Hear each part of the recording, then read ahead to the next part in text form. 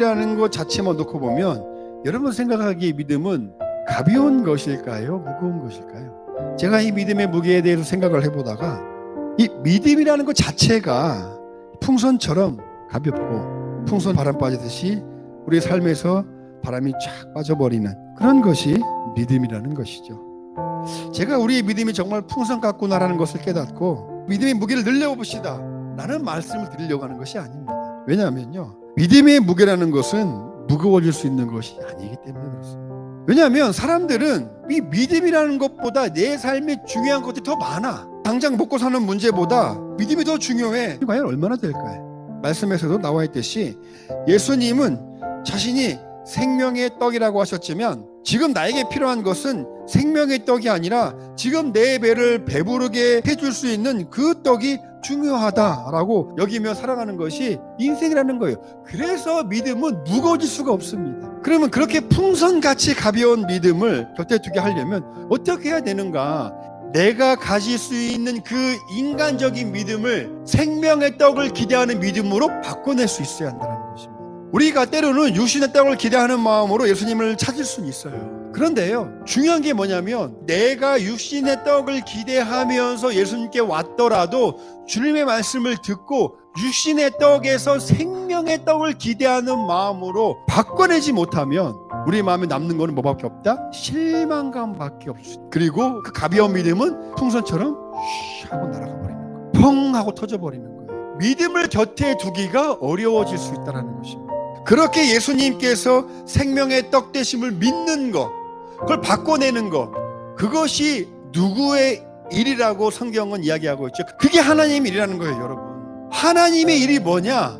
네가 설령 육신의 떡을 기대하는 마음으로 왔을지라도 하나님의 말씀 안에서 예수님이 생명의 떡이 되시는구나, 예수님을 생명의 떡이라고 믿음을 갖는 것, 그게 누구의 일이다? 그게 하나님의 일이라는 거예요.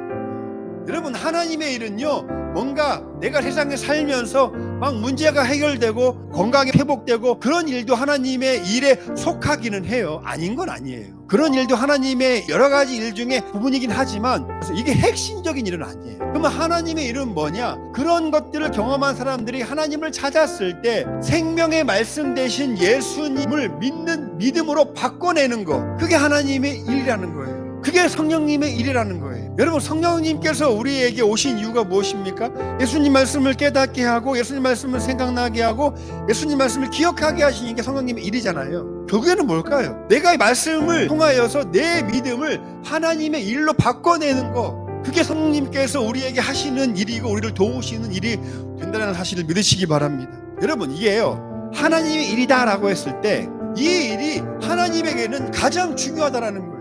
생명으로 바꿔내는 일, 그거를 믿게 하는 것, 하나님께서 그걸 그렇게 중요하게 여기신다는 것입니다. 근데 여러분, 하나님께서 중요하게 여기시는 것하고 내가 중요하게 여기는 것하고 같으면 좋겠지만 같지 않다는 거예요. 그래서 믿음의 생활을 하면서도 우리가 실망하는 경우가 생기는 거예요. 나는 이게 중요한데 하나님은 이거보다 더 중요하게 여기시는 것이 따로 있네? 그런 생각으로 믿음의 줄을 붙잡고 있으면 이 손에 힘이 생겨요, 안 생겨요? 힘이 안 생겨요. 붙잡을 수가 없는 거예요. 그래서 한 주간 살아가면서 어떻죠? 풍선 바람 빠지듯이 믿음이 빠져버리는 경우도 있고, 너무 실망해서 믿음이 그냥 팡 터져버리는 경우도 있고, 그렇게 일주일 동안 살다가 주일날 주님 앞에 나옵니다.